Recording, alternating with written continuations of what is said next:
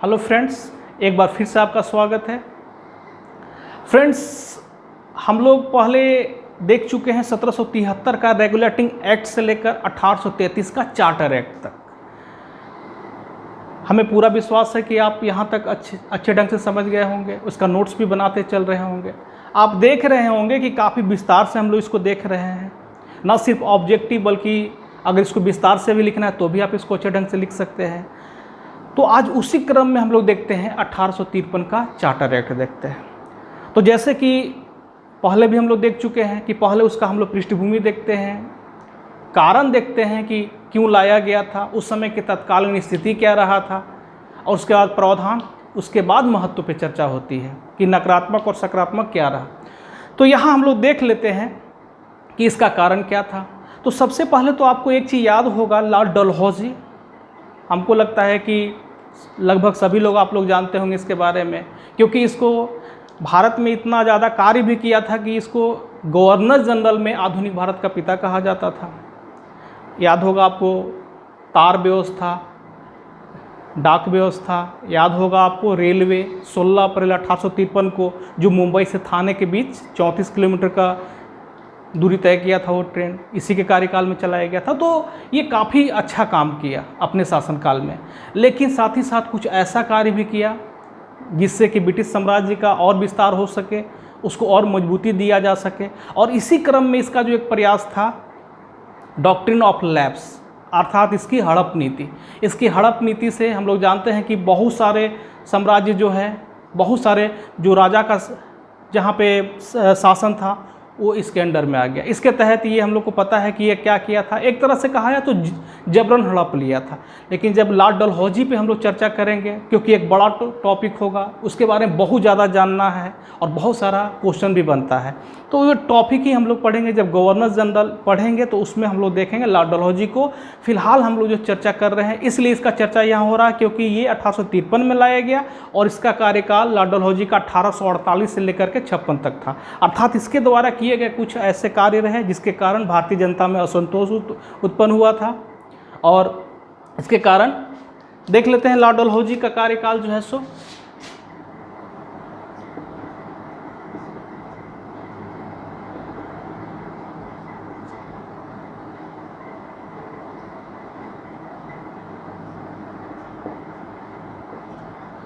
याद रखिएगा 1848 से लेकर के 1856 इसका कार्यकाल रहा था। हम लोग इसको बाद में देखेंगे, लेकिन आप यहाँ समझिए कि इसको लाने में 1853 का चार्टर एक्ट जो आया था, इसमें इसके द्वारा किए गए कार्यों का बहुत बड़ा योगदान रहा था। तो देखते हैं क्या क्या था और क्या कारण रहा कि इसको लाया गया, देखते हैं हम लोग।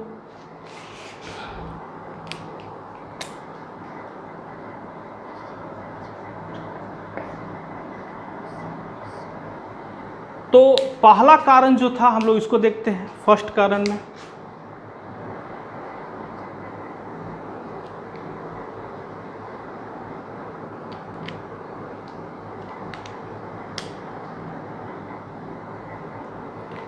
तो फर्स्ट कारण में आपको याद रखना है कि पहला कारण यही था कि बंगाल, मद्रास एवं बम्बई के लोगों द्वारा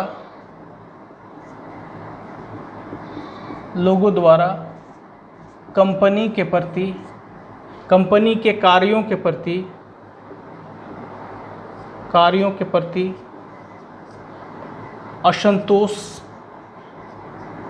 असंतोष जाहिर करते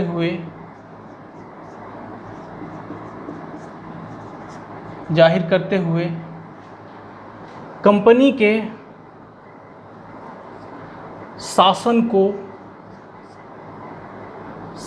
को भारत में समाप्त करने की मांग ब्रिटिश संसद द्वारा किया जाना। तो फ्रेंड्स, हम लोग पहले देख चुके हैं 1813 में हम लोग को याद है कि ब्रिटिश के जो व्यापारी थे वो भारत में व्यापार करना चाहते थे, कंपनी का जो एकाधिकार था व्यापार पर उसको ख़त्म करना चाहते थे, उनको ये अधिकार दिया भी गया कुछ शर्तों के साथ। वहाँ एक लाइसेंस व्यवस्था लाया गया था जिसको हम लोग देखते हैं कि आगे चल करके लाइसेंस व्यवस्था ख़त्म कर दिया गया था 1833 में। लेकिन इसके बावजूद देखते हैं कि वहाँ के व्यापारी काफ़ी खुश नहीं थे, क्योंकि ईस्ट इंडिया कंपनी ज़्यादा से ज़्यादा मुनाफा कमाने के लिए अभी भी जो है सो कहीं ना कहीं उन पे अपना अधिकार और अपना वर्चस्व कायम किए हुए था। तो उन लोग भी चाहते थे, साथ ही साथ जो ईसाई मिशनरी थे जो अपना प्रचार प्रसार खुलकर करना चाहते थे, कहीं ना कहीं कंपनी उनको कुछ हद तक रोके हुए भी था। तो इन लोग का भी ये मानना था कि कंपनी का शासन समाप्त होना चाहिए और अब यहाँ के आम लोग, इन प्रांतों के आम लोग, बम्बई, मद्रास और बंगाल के आम लोग भी ये चाहते थे कि इसका शासन यहाँ से समाप्त, यानी कंपनी का शासन समाप्त हो जाना चाहिए, क्योंकि जो भी उनका शोषण और बढ़ते चला जा रहा था भारतीयों का, उसके लिए उत्तरदायी कहीं ना कहीं ये कंपनी को ही समझते थे। हालांकि ब्रिटिश व्यापारी जब आए थे, जब उनका नेपोलियन जो है नाकाबंदी कर दिया था पूरे यूरोप में, तो जब यहाँ वो भी है तो ज़्यादा से ज़्यादा मुनाफा कमाना चाहते थे, क्योंकि बहुत दिन उनको वहाँ नुकसान उठाना पड़ा था, तो उसका भरपाई भी यहाँ से करना चाहते थे। तो वो ज़्यादा मुनाफा कमाना चाहते थे। ईस्ट इंडिया कंपनी पहले से जमा हुआ था, ये ज़्यादा मुनाफा कमाना चाहता था। एक होड़ समझ गया था जिसमें कि पिस रहा था यहाँ का आम नागरिक, ज़्यादा शोषण उसका बढ़ रहा था। यही कारण है कि यहाँ के लोग आक्रोशित हुए और इसके लिए उत्तरदायी माने कंपनी को, और ये ब्रिटिश संसद में पत्र लिखा गया इन तीनों प्रांतों से, और ख़ास करके कलकत्ता से के लोग जो है सो वहाँ से लिखे थे कि ब्रिटिश ईस्ट इंडिया कंपनी का शासन समाप्त कर दीजिए, और साथ ही साथ ये भी कहा गया कि सचिव और उसके परिषद द्वारा भारत का शासन करने दिया जाए। अर्थात अगला कारण हम लोग ये भी देख लेते हैं।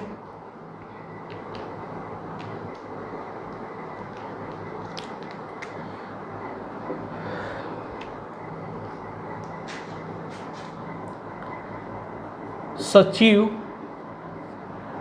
एवं उसके कार्यकारिणी परिषद द्वारा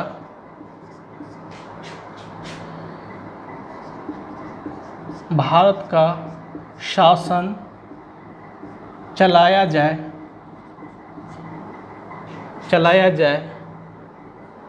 यह मांग लोगों द्वारा रखा गया। लोगों द्वारा ब्रिटिश सरकार से किया गया। तो सचिव एवं उसके कार्यकारिणी परिषद द्वारा भारत का शासन चलाया जाए, यह मांग लोगों द्वारा, यानी कि यहाँ के लोगों द्वारा, और इसमें शामिल थे ब्रिटिश के व्यापारी वर्ग और मिशनरी भी द्वारा ब्रिटिश सरकार से, यह मांग लोगों द्वारा ब्रिटिश सरकार से किया गया। तो ये दो महत्वपूर्ण पॉइंट, और आगे देखते हैं और क्या था, और कारण क्या था। तीसरा पॉइंट हम लोग देख लेते हैं। कहा गया कि भारत में कानून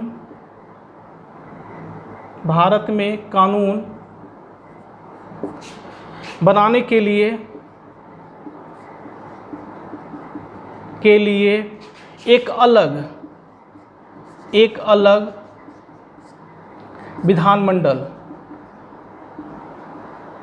विधानमंडल की व्यवस्था किया जाए। तो फ्रेंड्स, ये भी मांग किया गया कि एक विधानमंडल की व्यवस्था की जाए जो कि भारत के लिए कानून बना सके। अब ये नहीं चाहते थे कि ईस्ट इंडिया कंपनी और उसके सहयोगी, जो हम लोग जानते हैं कि जो उससे ऊपर ही रखा गया था, कोर्ट ऑफ डायरेक्टर्स और बोर्ड ऑफ कंट्रोलर, ये नहीं चाहते थे कि अब इन लोग मिलकर के यहाँ शासन करें। लोग ये नहीं चाहते थे, क्योंकि ये देख रहे थे कि दिनों दिन इनका शोषण की नीति और बढ़ते ही चला जा रहा है। तो देखते हैं अगला कारण क्या रहेगा। तो अगला कारण हम लोग देख सकते हैं कि ये मांग किया गया जो काफ़ी महत्वपूर्ण था, और इस मांग को माना भी गया था।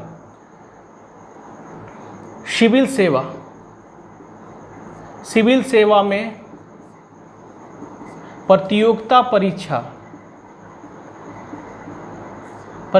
परीक्षा का आयोजन किया जाना चाहिए।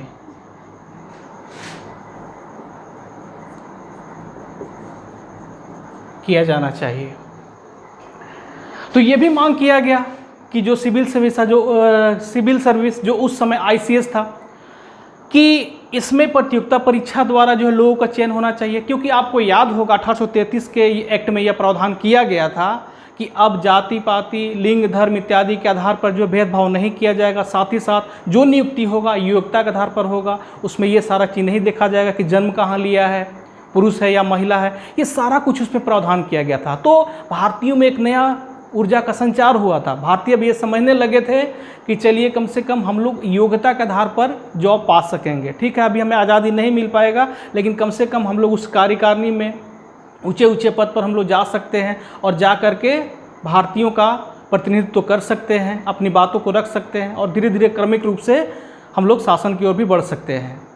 लेकिन ये उनकी गलतफहमी थी कि कहीं ना कहीं जो है सो सारे ऊंचे पद रिजर्व रखे गए थे और अभी भी वही चल रहा था। प्रावधान तो कर दिया गया था लेकिन ये लागू नहीं हो रहा था, अभी भी भेदभाव था। तो इसका यहाँ पे खुल करके विरोध किया गया और कहा गया कि नहीं, खासकर बड़े पद जो है आईसीएस जैसी परीक्षा जो है उसके लिए प्रतियोगिता परीक्षा का आपको आयोजन करना ही पड़ेगा। ये मांग किया गया।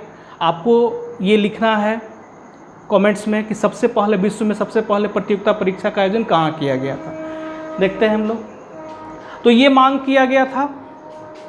ये 4 कारण आपको प्रमुख रूप से याद रखना है कि क्यों ये एक्ट लाया गया था। ये 4 कारण महत्वपूर्ण थे।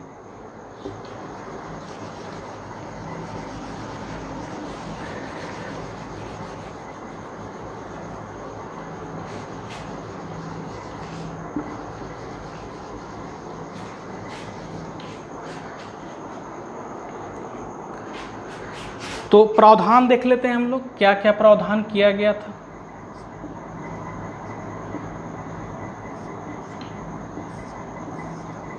प्रावधान क्या क्या इसमें शामिल किए गए थे। तो पहला तो हम लोग देख लेते हैं कि सबसे पहला तो ये था कि 1833 से 53 तक 20 वर्ष पूरा हो चुका था। हम लोग को पता है कि देख रहे हैं 1773 के बाद 20 साल बढ़ाया गया था। 20-20 वर्ष करके कंपनी का शासन आगे रिन्यूअल किया जा रहा था। तो ये किया गया था पिछले बार 1833 में, तो 20 साल पूरा हो गया था। तो सबसे पहले तो कंपनी का 20 साल बढ़ाया जाए कि नहीं, यही प्रश्न चिन्ह था, क्योंकि भारतीय इस पर प्रश्न चिन्ह उठा रहे थे। तो यहाँ पे सबसे पहले तो कहा गया कि ठीक है आगे बढ़ाएंगे, लेकिन ये भी कहा गया कि ये कोई निश्चित नहीं होगा कि 20 वर्षों के लिए ही आगे होगा। जैसे 1833 में किया गया था कि 20 वर्ष आगे होगा, यानी 1853 तक चलेगा। 1813 में 33 तक किया गया था, लेकिन यहाँ कहा गया कि 20 वर्ष के लिए निश्चित नहीं किया जाता है, आगे बढ़ाया जाएगा, लेकिन ये अनिश्चित होगा। हम बीच में भी आपसे सत्ता वापस अपने हाथ में ले सकते हैं। तो प्रावधान में पहला क्या हो गया,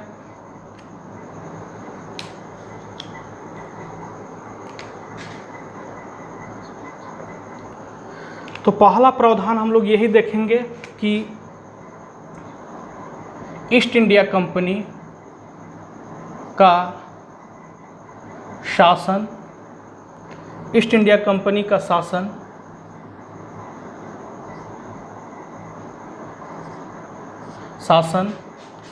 आगे तो बढ़ाया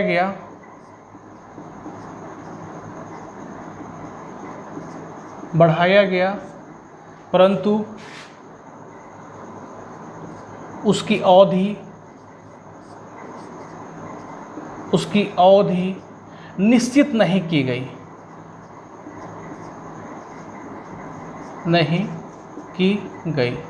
तो पहला प्रावधान तो यही किया गया। फर्स्ट प्रावधान हम लोग देख सकते हैं कि यही कर दिया गया। अब देख लेते हैं दूसरा प्रावधान और क्या किया गया था।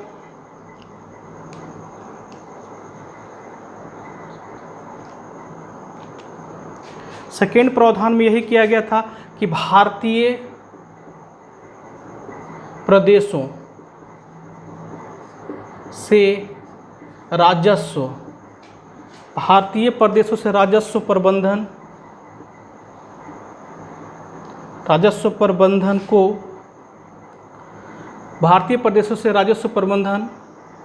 कंपनी को प्रबंधन का कार्य कंपनी को सौंप दिया गया। कंपनी को सौंप दिया गया, कंपनी को सौंप दिया गया। ये दूसरा महत्वपूर्ण प्रावधान था। फिर देखते हैं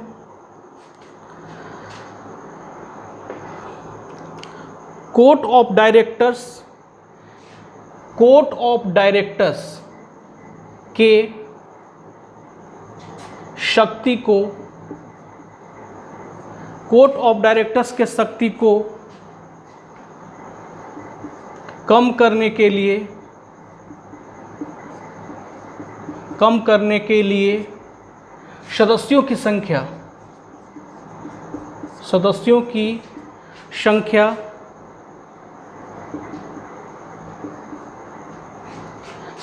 संख्या 24 से घटाकर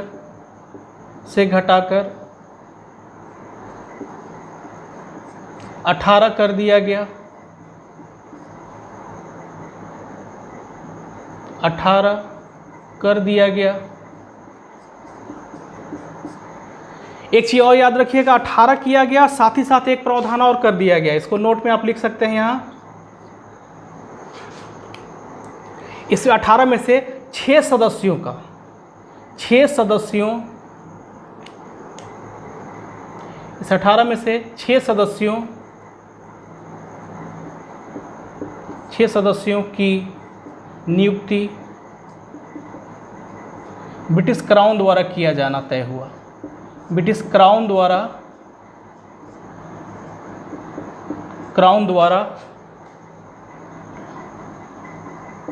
किया जाना तय हुआ। हम लोग देख सकते हैं कि ब्रिटिश क्राउन द्वारा ये किया जाएगा, ये भी तय किया गया। तो ईस्ट इंडिया कंपनी का शासन आगे जरूर बढ़ा दिया गया, हम लोग देख सकते हैं, परंतु उसकी अवधि निश्चित नहीं किया गया। ये नहीं कहा गया कि 20 वर्षों के लिए आगे बढ़ा रहे हैं जैसे कि पहले किया गया था। भारतीय प्रदेशों का राजस्व प्रबंधन का कार्य, रेवेन्यू का अधिकार जो है, राजस्व प्रबंधन का कार्य भी किसको दे दिया गया? कंपनी को दे दिया गया। यानी कहीं ना कहीं गवर्नर जनरल को और थोड़ा सा पावरफुल बनाया गया। कोर्ट ऑफ डायरेक्टर्स की शक्ति को कम करने के लिए हम लोग जानते हैं कि सबसे नीचे जो उस समय व्यवस्था था, गवर्नर जनरल, उसके ऊपर कोर्ट ऑफ डायरेक्टर्स, उसके ऊपर बोर्ड ऑफ कंट्रोलर, उसके ऊपर ब्रिटिश संसद और सबसे ऊपर ब्रिटिश क्राउन, यानी कि ब्रिटिश का राजा या रानी जो भी होता था, हम लोग देख सकते हैं। लेकिन यहाँ भी देख रहे हैं कि कोर्ट ऑफ डायरेक्टर्स जो है अपना वर्चस्व अपना कंपनी पर दिखाने का प्रयास करते, गवर्नर जनरल पर दिखाने का प्रयास करते रहता था। इसलिए कहा गया कि इसके सदस्यों की संख्या को कम कीजिए, तो 24 से घटा करके 18 कर दिया गया। साथ ही साथ ये भी कहा गया कि जो और 6 सदस्य होंगे, ये जो 18 में 6 सदस्य होंगे, उसकी नियुक्ति कौन करेगा? ब्रिटिश क्राउन करेगा, ताकि वो सीधे उत्तरदायी किसके लिए हो? ब्रिटिश क्राउन के प्रति उत्तरदायी हो। तो ये महत्वपूर्ण था। और देख लेते हैं और क्या क्या हुआ।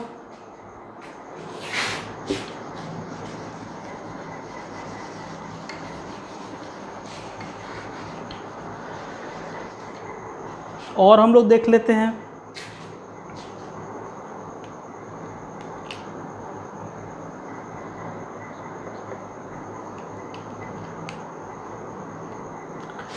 प्रतियोगिता परीक्षा का आयोजन। प्रतियोगिता परीक्षा का आयोजन सिविल सर्विस के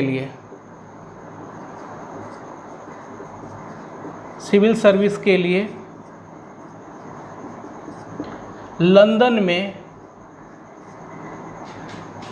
आयोजित करने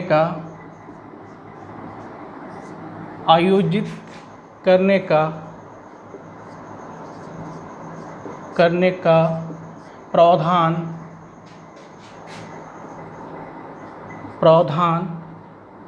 किया गया। तो और हम लोग देख सकते हैं कि और क्या कर दिया गया। साथ ही साथ प्रतियोगिता परीक्षा का मान लिया गया कि ठीक है, प्रतियोगिता परीक्षा का आयोजन किया जाएगा, जो आईसीएस की परीक्षा होगा। लेकिन इसके लिए प्रतियोगिता परीक्षा का आयोजन कहाँ होगा? लंदन में। हम लोग जब महत्व पढ़ेंगे इसका, जब मूल्यांकन करेंगे तो देख लेंगे कि ये प्रतियोगिता परीक्षा का आयोजन लंदन में किया जाना कितना सही था।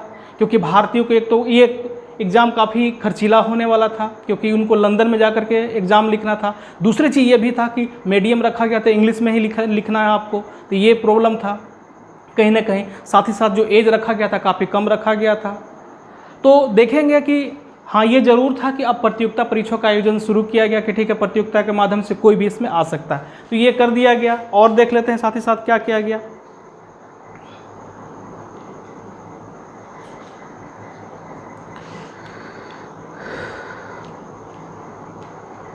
जो विधि याद होगा लॉर्ड मैकाले जो हम लोग पढ़े थे, तो विधि आयोग का जो सदस्य था, आयोग का सदस्य, उसको अस्थाई कर दिया गया। हम लोग को पता है कि उस समय 4 सदस्य हो गए थे, 3 से 4 सदस्य कर दिया गया था, लेकिन ये कहा गया था कि चौथा जो यानी लॉर्ड मैकाले जो होगा, यानी विधि का जो सदस्य होगा वो अस्थाई होगा, उसका निश्चित कार्यकाल अथी नहीं होगा, अस्थाई सदस्य होगा। विधि आयोग का सदस्य को अस्थाई कर दिया गया। साथ ही साथ उसको वीटो पावर भी दे दिया गया। वीटो पावर यानी वोट देने का वीटो पावर भी दिया गया। वीटो पावर भी दिया गया।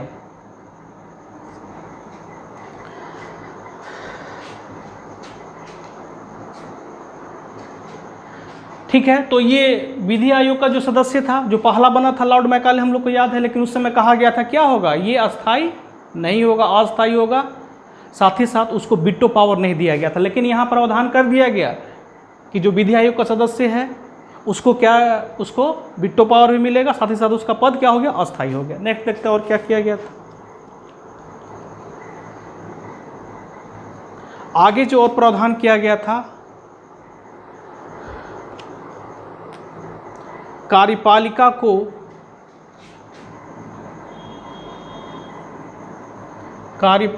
का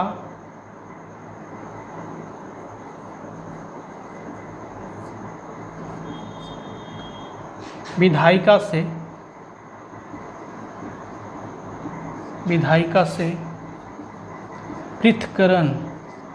पृथक्करण यानी अलग अलग, पृथक्करण यानी कि अलग अलग कर दिया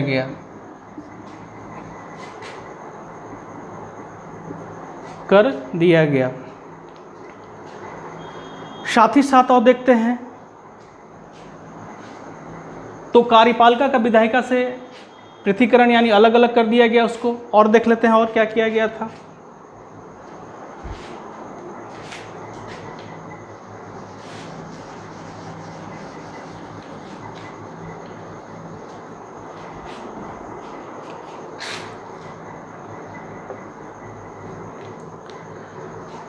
और 6 नए सदस्य को, याद रखिएगा, गवर्नर जनरल और इसके परिषद की कार्यों में सहायता के लिए 6 नए सदस्यों को और शामिल किया गया। गवर्नर जनरल और इसके परिषद के कार्यों में सहायता के लिए 6 सदस्य और 6 नए सदस्य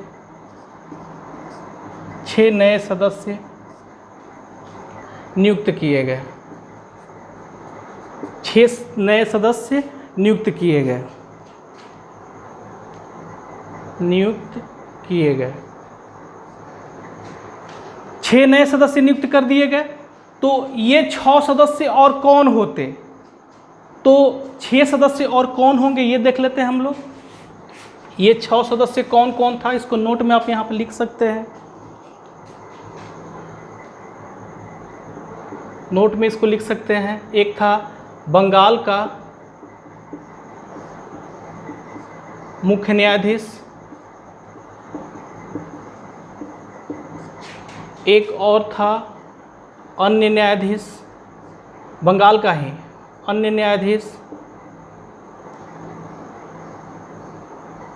न्यायाधीश और था बम्बई, मद्रास एवं बम्बई, मद्रास, बंगाल एवं उत्तरी पश्चिमी प्रांतों के सदस्य के उच्च पदों पर आसीन सरकारी सदस्य। और यह भी हम लोग जान लेते हैं कि और पहले से कौन कौन था। तो 6 सदस्य तो ये हो गए, तो कुल 12 हुए, तो 6 तो हम लोग को पहले से पता ही है कि 6 सदस्य पहले से और कौन कौन थे। एक तो था गवर्नर जनरल था, दूसरा था प्रधान सेनापति था, और 4 हम लोग को पता है कि परिषद के सदस्य थे। 6 पहले से थे और 6 सदस्य ये हो गए, यानी कि टोटल 12 सदस्य। आप देख सकते हैं कि इतना विस्तार किया गया कि आप देख सकते हैं कहीं ना कहीं यही सारा कुछ परिणत होते हुए आगे भारत में जो अभी लोकसभा है, यही विस्तृत होते हुए हम लोग देख सकते हैं कि ये रूप धारण हुआ। तो ये काफ़ी महत्वपूर्ण फैक्ट है, इसको आप देख सकते हैं। और साथ ही साथ और क्या किया गया और हम लोग देख लेते हैं। तो ये महत्वपूर्ण प्रावधान था, और हम लोग देख लेते हैं अब इसका।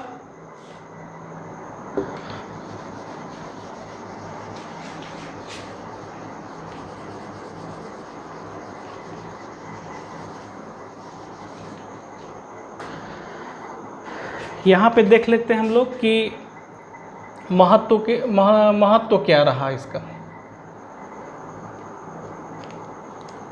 महत्व देख लेते हैं।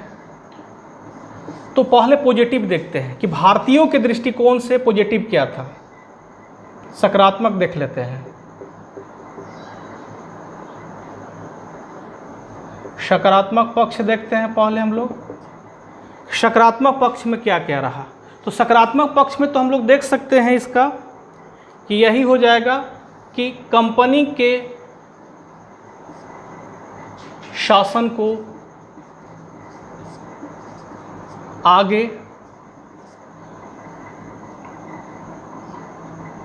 निश्चित अवधि के लिए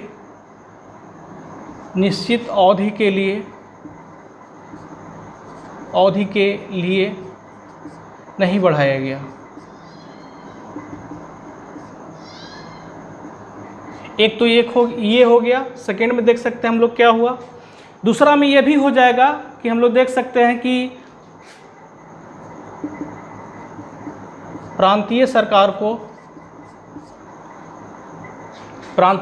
को स्वायत्तता मिली। कानून प्रांतीय सरकार को स्वायत्तता मिल गया, बहुत स्वायत्तता दिया गया था इसको। और हम लोग देख सकते हैं कि सकारात्मक पक्ष में देख सकते हैं कंपनी के शासन को आगे निश्चित अवधि के लिए नहीं बढ़ाया गया। ये भारतीयों का एक तरह से जीत था। दूसरा, प्रांतीय सरकार मद्रास और बम्बई को, वहाँ के स्थानीय सरकार को कानून संबंधी जो छूट दिया गया कि आप प्रावधान कर सकते हैं, कानून कुछ बना सकते हैं। तो ये बहुत बड़ा ये छूट था, ये मांग भी था, ये पूरा भी किया गया। और सकारात्मक पक्ष में क्या देखेंगे, ये भी देख सकते हैं। सकारात्मक पक्ष में आएगा कि परिषद का विस्तार,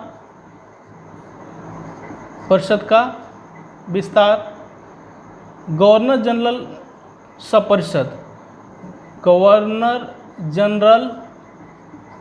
सपरिषद, यानी कि गवर्नर जनरल के साथ परिषद का भी, गवर्नर जनरल सपरिषद का विस्तार, ये भी आप देख सकते हैं इसका सकारात्मक। तो ये सकारात्मक पक्ष में आएगा। अब हम लोग देखेंगे कि नकारात्मक पक्ष में क्या क्या आएगा।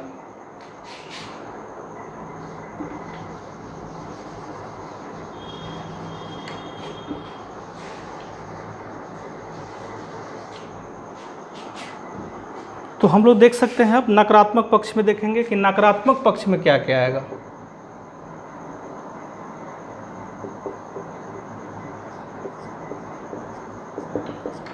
तो नकारात्मक पक्ष में हम लोग तो सबसे पहले देख सकते हैं कि क्या होगा, सिविल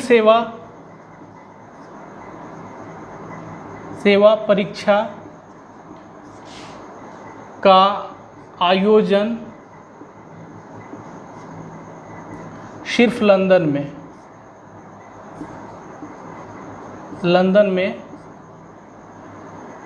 में होना।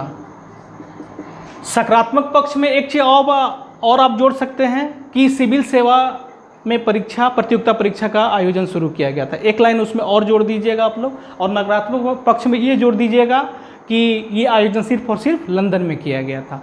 और देख लेते हैं कि नकारात्मक पक्ष में और क्या आ जाएगा फिर आपका।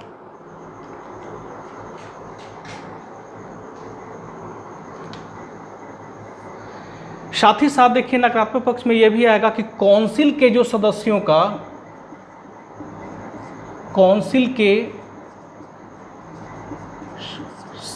का जो काउंसिल के सदस्य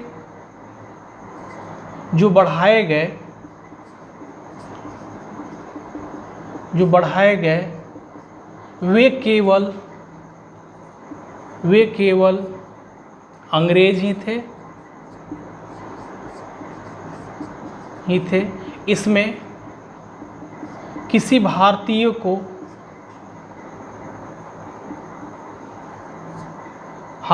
को शामिल नहीं किया गया।